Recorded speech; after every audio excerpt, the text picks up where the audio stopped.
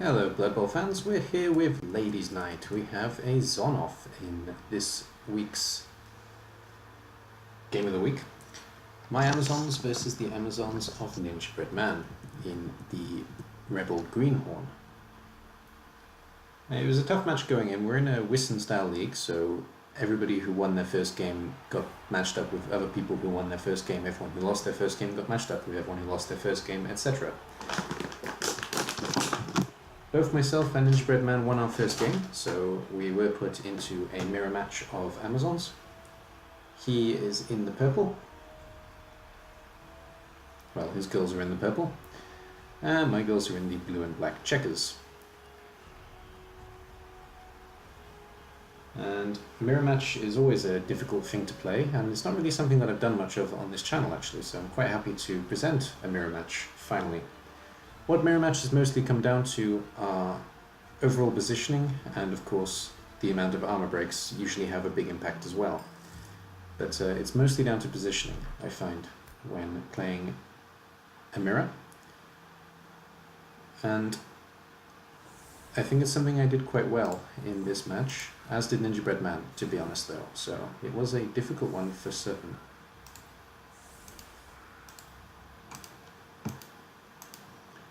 And I have a bench, one extra catcher.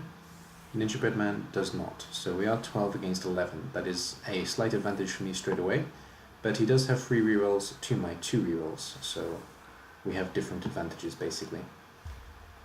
If the armor breaks go my way, it's definitely going to help, but if he forces me to make a lot of plays, then, well, it could go either way.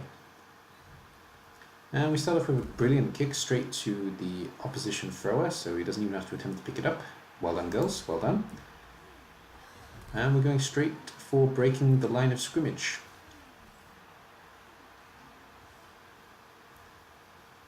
I'm quite alright with this, to be honest. If Ninjabred Man pushes my entire team back a space, that's pretty good for me. I can set up a little bit defensively. And we're going straight for trying to remove pieces from the pitch. I'm going to use this to my advantage because he hasn't put the numbers out here, so I'm actually going to put these two in threat of being served themselves. That's the first order of business here. And because he's brought the ball this way, I can further commit players to this goal. He has put 1 in defense, that's fine, but I'm going to try and force at least 2 of the pieces into surfable positions. And he has made it clear that he's mostly playing this way, so long as I leave a little bit of support back here and the rest of the team comes this way, I should be able to cause some problems for Ninjabred Man even on his turn 2 here, my turn 1. And he did give me every piece free, which was very nice of him. Though I think it's to give himself a bit more mobility. To be honest though, I think at the moment it's working more in my favour than his.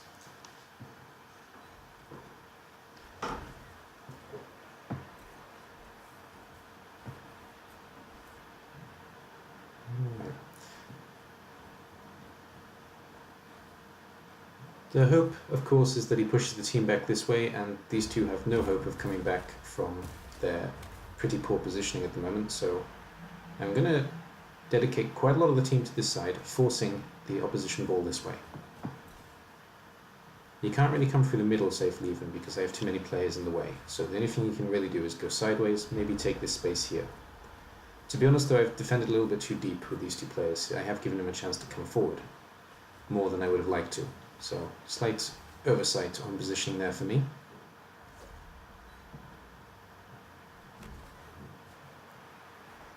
Though he has shown that he is quite cautious, so I am actually kind of expecting a cage, or at least a half cage.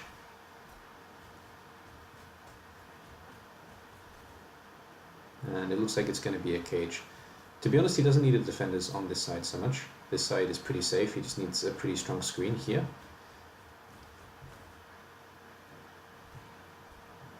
But he is clearly going to set up a full cage, and there it is.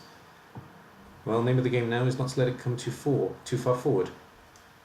I'm going to send the majority of my defense back this way now, and hope to face the cage into the center. If he does go central, I'm going to cage the cage. That's the basic idea here. He's taking quite a lot of risks here with some dodging and even a red dice. And unfortunately the red dice does backfire, so we're going to get a turnover here with a full team that can move freely, again, apart from this one piece. First order of business is to lock off this direction so he can't even think about coming down here, forcing him into the center. I'm going to try and hold him in the center, but to be honest I've let him come too far forward already.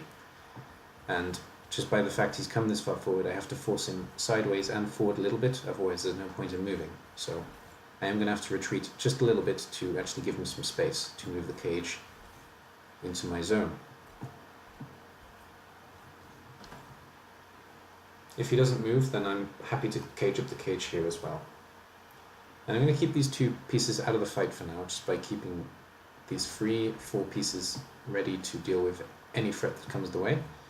I'm giving him a very clear option that I hope that he takes in the middle. I'm being very careful to block with pieces that have block.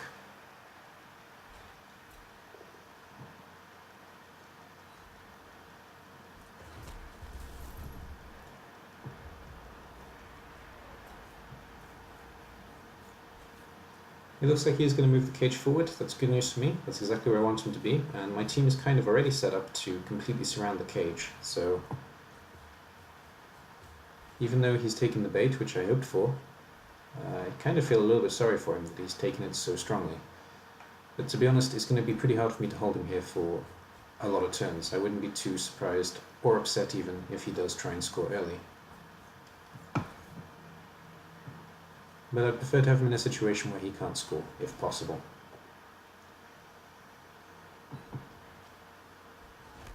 Again, he's pushing me to the edge, and he's still leaving that one piece relatively exposed. I'm not likely to blitz that piece though. It's kind of a pointless idea for me, so I probably am going to leave that alone.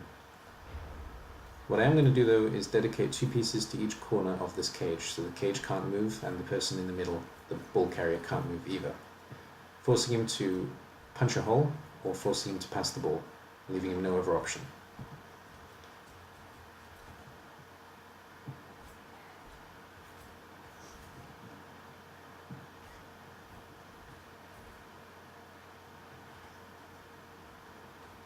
And the blitz is going to come from one of these 2 pieces because I need to move. He says, and then I blitz the corner. That's fair.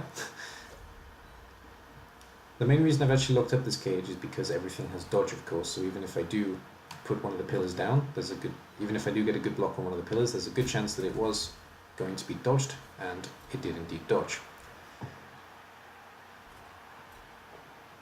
But I've quite comfortably put myself in a position here where Ninjabred Man has very few options other than to pass the ball out or indeed to try and punch their way through.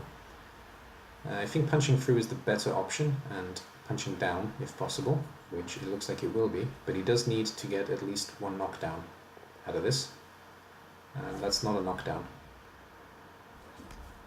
That's a problem for him. And now it's a big problem for him. He's not coming this way, that's for certain. He's forced to take a lot of 1 dice here. He does have to take them, I'm not disputing that, but it is going to make this job incredibly difficult for him. Though he has dodged the runner through. Fair play. The only issue that Ninjabred Man has is that I have numbers in every battle that's currently happening, so I'm going to get quite a few blocks this turn. That was a good GFI. Not sure about the dodge after it, but it was a good GFI. Moving into a position that was more threatening. Now we're trying a few too many dodges, and we're also giving up position by letting my players free. It means I can move them comfortably, and there's a pretty straightforward way for me to get to the ball from here.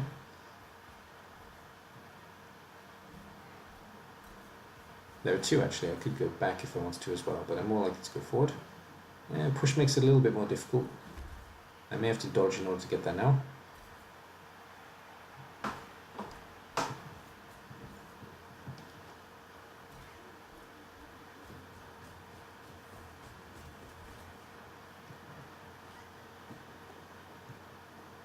And that push is more helpful. It puts me directly onto the thrower. and this piece can come around without dodging. The idea, of course, was to free this piece up to bring them round. Should have made that move before I took the block though, and I'm probably going to have to dodge this piece. Yeah. Just putting maximum pressure on the ball, give me a chance to steal it if Ninjabred Man makes a mistake. And I do decide to dodge out as opposed to taking the block, just so this piece isn't free to help defend.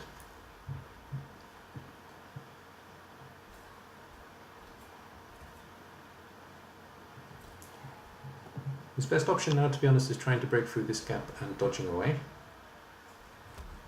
Though it's going to be difficult for him with the pieces that he has and the position he's chosen to take. Oh, and a double skull. That's a shame.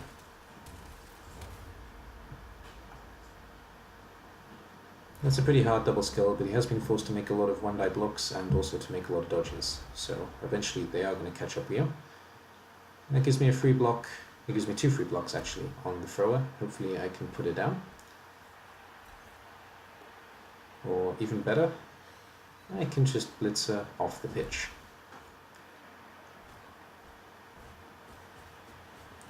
It's a little bit of a risk, but the only where the ball can really go that's a problem is in this area here. So long as it doesn't go here, I'm going to be pretty happy with this result.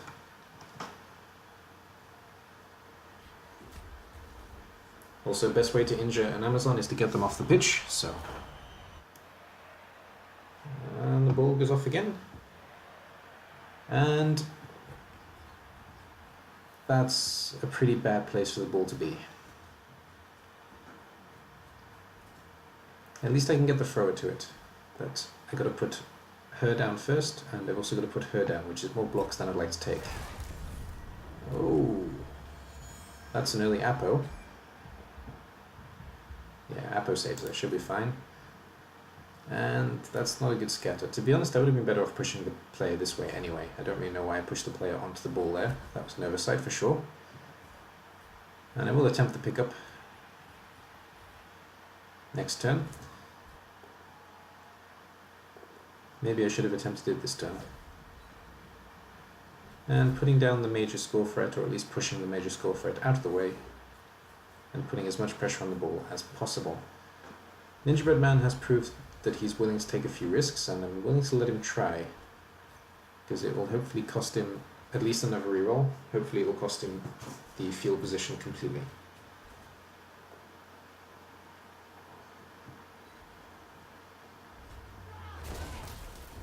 That's a good block and a good time to get a stun.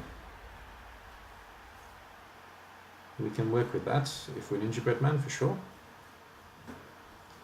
He is actually putting a lot of numbers onto the ball as well, and he's managed to pick up.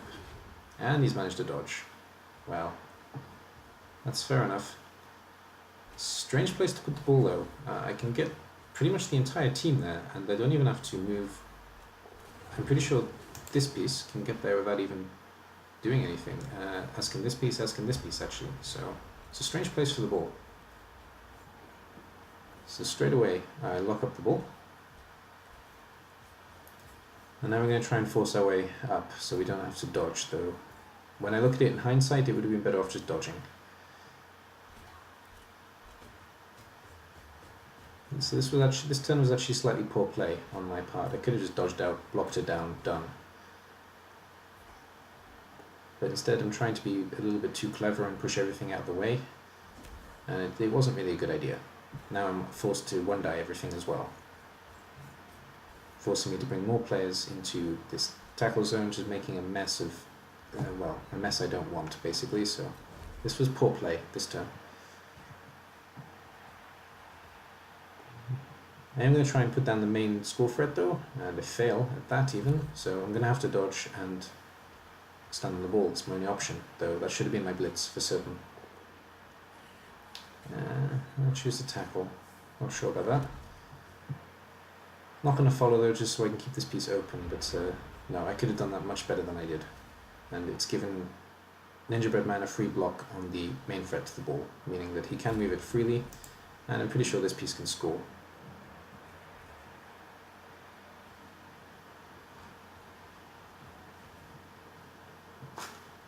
And yeah, it looks like that's the plan. It's a good plan indeed. We'll go straight for GFI into the touchdown zone. 2 GFIs. Time for reroll. There's still one left. And there we go, 1-0 to Ninjabred man. Yeah, well conceived. He took advantage of my stupid play there, which is something I'm saying a lot recently, which I'm not very happy with. I'm playing some stupid turns sometimes and it's costing me touchdowns. It's mostly because I'm playing after work, which isn't a good idea, but never mind. So, we got 2 turns to retaliate, certainly not impossible.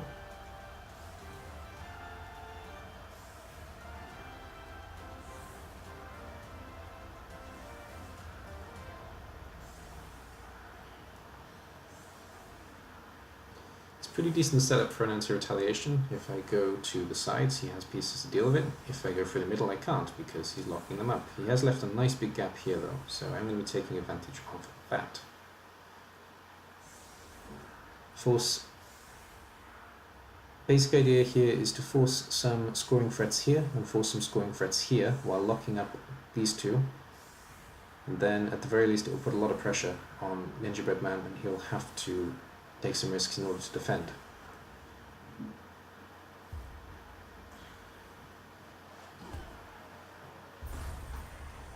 And get the ref. I don't really think any of us are going to be using that, but it's nice to have just in case.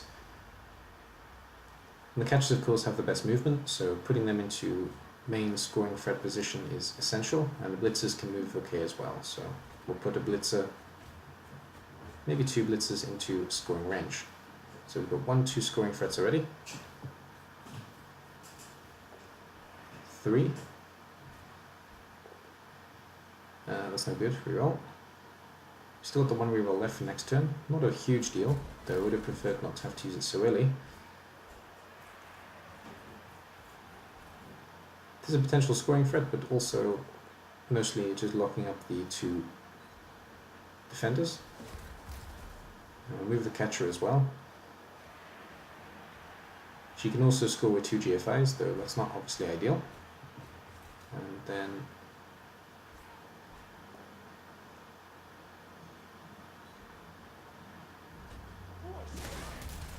yeah, it would have been better off locking up these 2, like I said, but it doesn't look like I have the pieces for it, so let's get the ball. Next turn.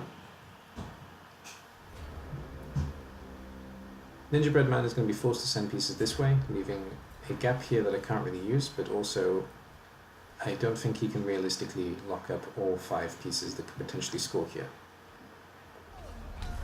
Ooh, especially if he fails a GFI. Okay, good recovery.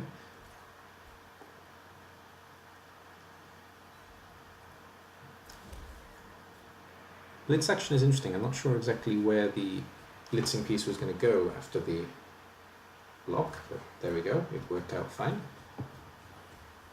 He has actually made it pretty hard for me to get out of here without dodging at the very least, though I can still push this piece off, get the ball here, run. So that's still the option at the moment. And dodging put that away. I'm going to have to blitz now, and I need both pieces to go down for this to be easy.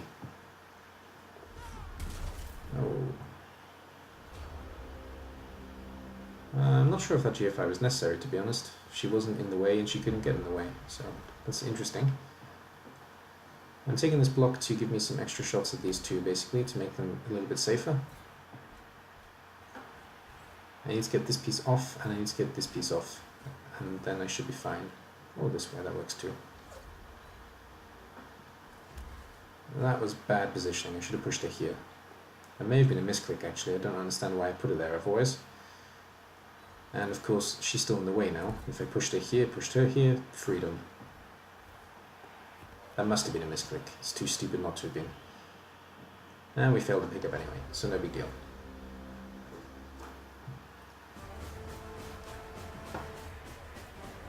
Well, that's put me in a bit of a difficult position. We're 1-0 down. It's my drive at least, but would have preferred to be 1-1 at the end of that drive for certain. And all those cheeks come back onto the pitch.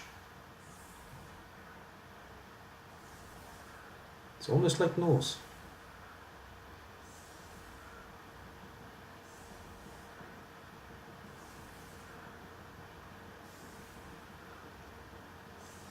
Alright, well we're L-screening again. With a slightly distributed back, so there's less of a gap. Not making the same mistake twice, that's good. So we're going to set up completely differently to counteract surf and play. This side feels a little bit weaker, so I'm going to use this side to get the ball to. I don't know why this side is weaker, it doesn't actually make a difference. I think the catcher is what made me think weaker.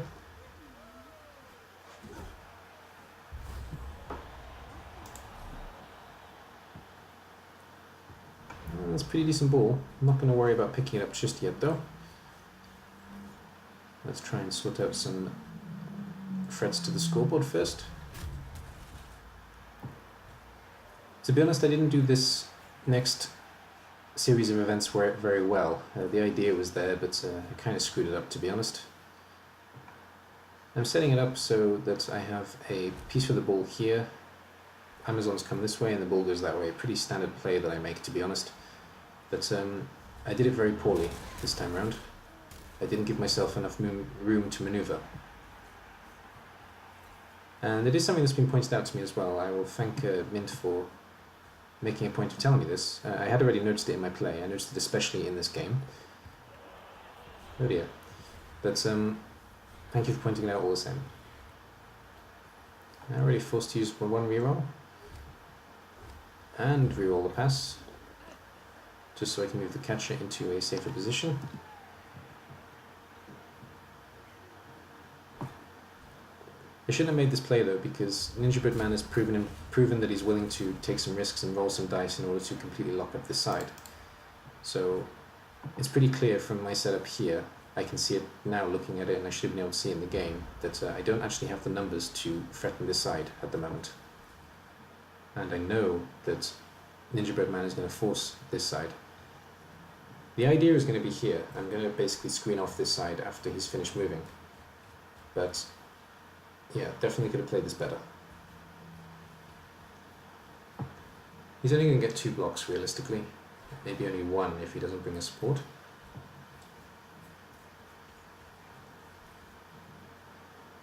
But he has slightly overcommitted to this side with these 4 pieces here.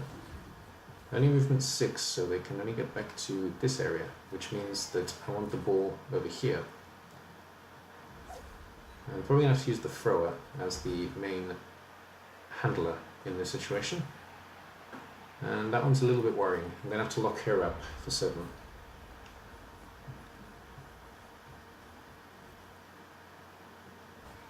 I can use this catcher as a main thrower as well, main receiver as well, because he's left a nice big gap where these guys can come through. And come through they do. I'm screening off this piece, but I also want to screen off this side as best I can, so taking the block a bit early. Alright. Yeah, as you can see as I'm even doing it, I'm putting myself into a bit of a dangerous predicament here. I don't really have a what if it goes wrong scenario ready in my head.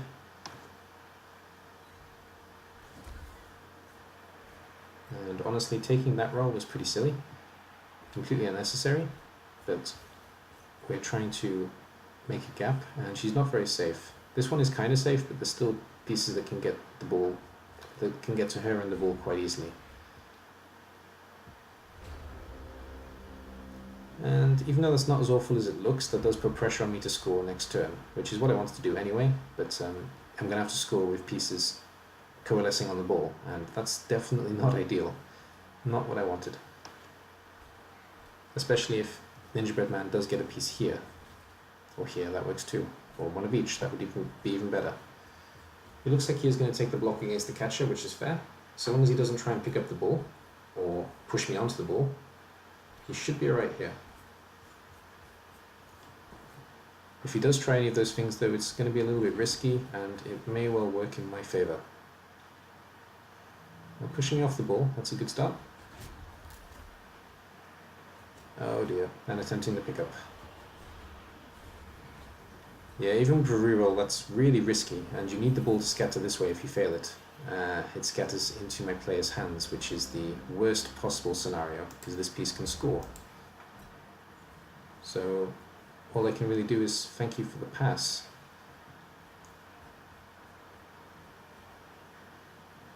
I'm playing the what if it goes wrong scenario here, but I just need a push and away we go. That'll be the end of the turn.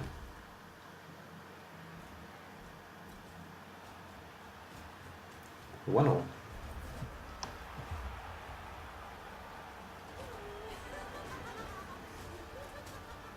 I got away with that is the safest way to say it. Didn't really need to make the passing play to the other side of the pitch, and Ninjabred's attempt to pick up the ball actually put him in major danger, so I was quite lucky to get away with that one. But get away with it I did. And we go back onto the pitch with 10 on Ninjabred's side, and still full 11 with an extra piece for me. The extra number may well help me.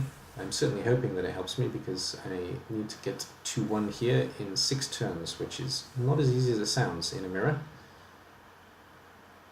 Especially when your opposition has the ball. And sorry, it's 5 turns, not 6. An extra roll for us definitely helps though. That takes away the one advantage that the suffragettes did have. And we're going back to a caging tactic here. I'm going to do something similar as I did deep, but this time I'm going to do it deep in their half. I'm going to lock up the cage in the same way. And the ball is in a perfect place actually where I can do that quite easily. So that'll be the plan here, to put pressure on the cage immediately. In this regard, I'm quite glad actually that I played deep the first half, because Ninjabred isn't going to be expecting a really aggressive drive, in theory.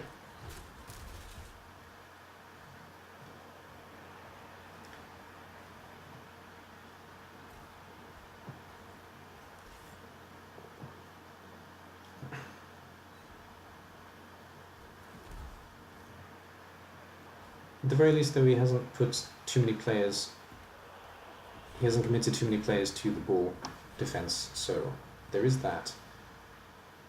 It's actually not a bad tactical decision, but it is actually going to work out against him here because he's given me too much freedom to move.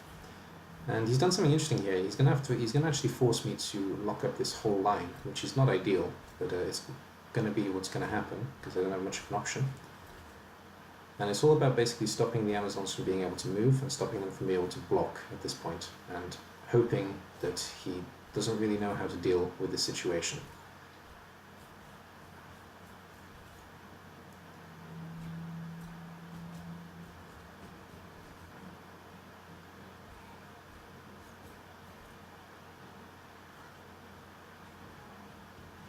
I'm making sure the only way he can go as well is backwards. He can't come around really, and he can't come around here either really, so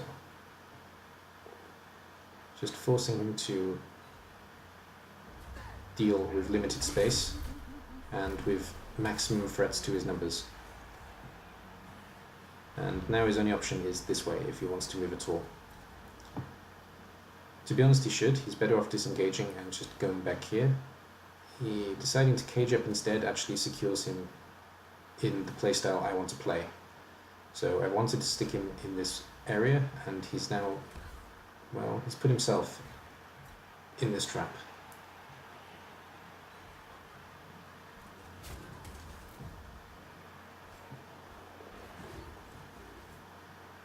And he does put out a scoring threat, which is a bit of a problem, though I'm not really too worried about a pass at this moment in time.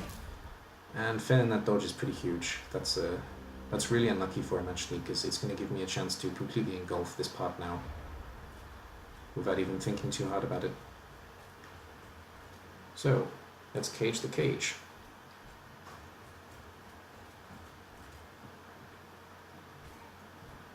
He still of course has this play. He can pass out. It's risky, it's really risky, but it is an option. It's one that I'm not going to worry about too much though. I don't really expect him to make that play, though he could surprise me.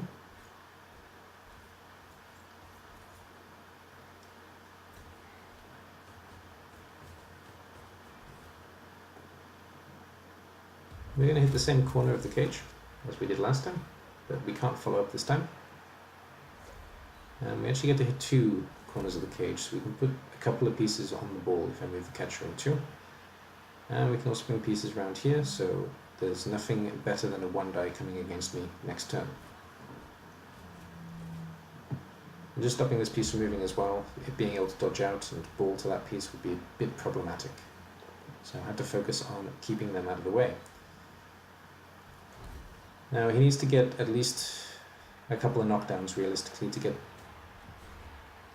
the ball out. Handoff play I'm not sure about. I understand the concept, but it's a bit of a difficult role. You realistically needed this piece gone before attempting that. If you dodged blitzed, handoff out pass, it would have been good actually. It may well have worked. As it is, unfortunately, you've given me a chance at the ball here.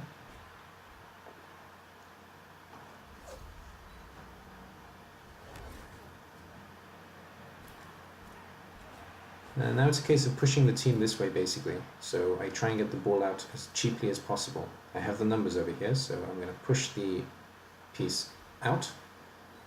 Hopefully the ball scatters in the right direction. That's the right direction, but it's not really where I wanted it. That makes it difficult. I can't move the ball now. So now we're probably going to try and push this way instead of the way we were pushing before.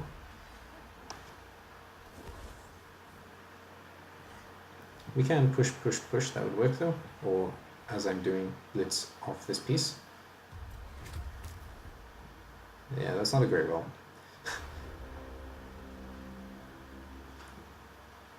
But it's not as bad as it looks. I've still got major numbers here, and it's pretty difficult for him to get better than a 1 die against any of my pieces realistically. Apart from that, but I mean in this area. No, he can. No, it's still 1 die, 1 die, 1 die. Yep. And he goes to the ball, which frees it up. He can certainly dodge out. Yeah, that's good. Lock it up better.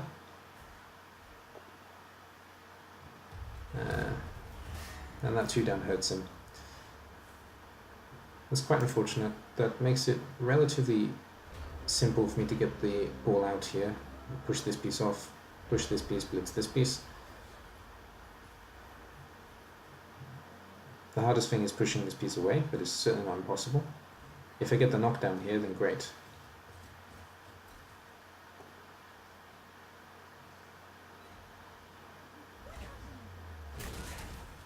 Well, I got the knockdown there, that'll do. I need more than the push here though. That's not good enough.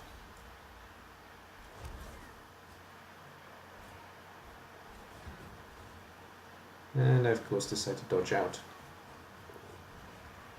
I'm probably best off just scoring.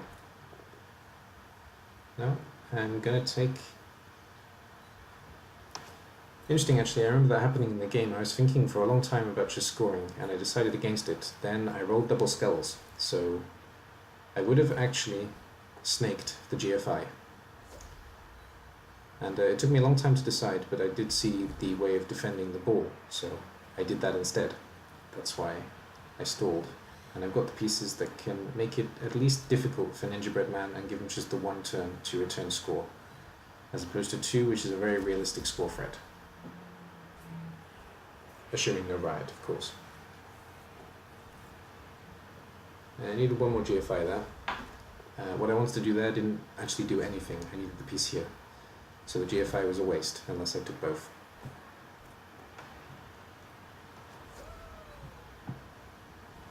And not sure he needs this block, to be honest. He just needs to dodge out, block done.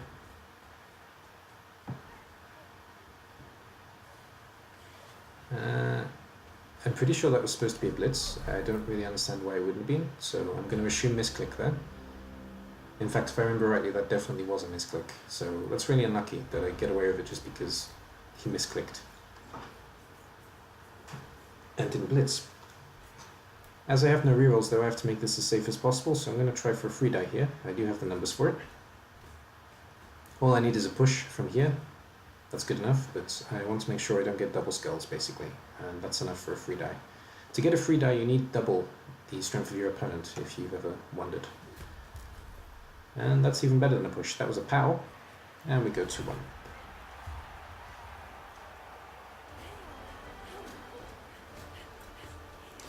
I was relatively lucky to get away with the first score, but I think that score was pretty well done, personally.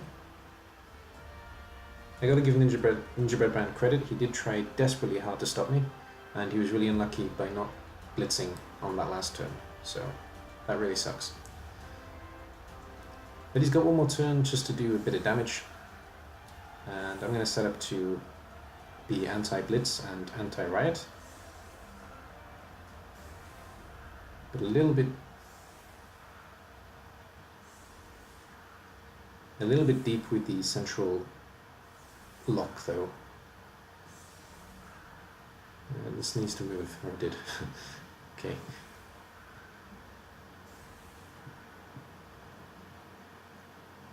Obviously there is a gap here, but I have more numbers.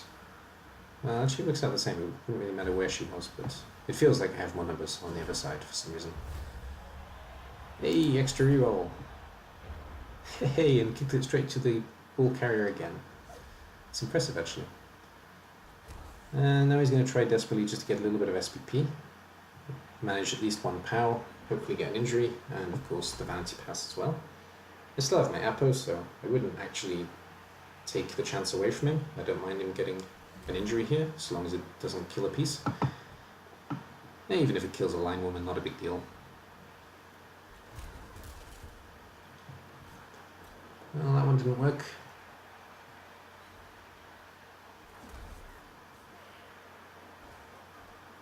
Yeah, we'll push this way. God, this must be frustrating. All these pushes, nothing better. Oh dear. Good thing he had that reroll. He needed it in the end. And that's all she wrote. We'll see a pass. To a blitzer, okay. Doesn't make a difference who he has to. There's one SPP and a blitz to finish off. Oh no. No, good game, Ninjabred Man. It was actually quite a thinker, especially that first half. I let you come way too deep, that's for certain. I actually gave you the score pretty cheaply, and I was quite lucky to get the win back in the end. So you put up a damn good fight. Got to give you that. 1 touchdown, 1 pass, 1 armor break. That's just crazy. And Line Woman got man of the match, woman of the match, person of the match. And 2 touchdowns, 1 pass, 10 armor breaks, and Dancer the Blitzer got woman of the match. And we got 9 against 14. Let's have a look how the team are doing then. So the one that leveled up got Mighty Blow, because I could do with a little bit of strength in the team. I already had Tackle. And the thrower also leveled up, and she's been given Block. We are 2-0-0, so we will be facing another 2-0-0 team next game. There are 2 more of these spins before the main tournament, the pre-tournament to the G-Man. So, of course, as always, they will be going up as potential games to watch and vote for as the video. So that's all for this one. Thank you very much for watching. Thank you very much, Ninjabred Man, for being my opponent, and a great game. It was a lot of fun. And look forward to the next one and seeing Ninjabred Man again, see how he does in G-Man. I wish him the best of luck. Thanks guys, bye bye for now.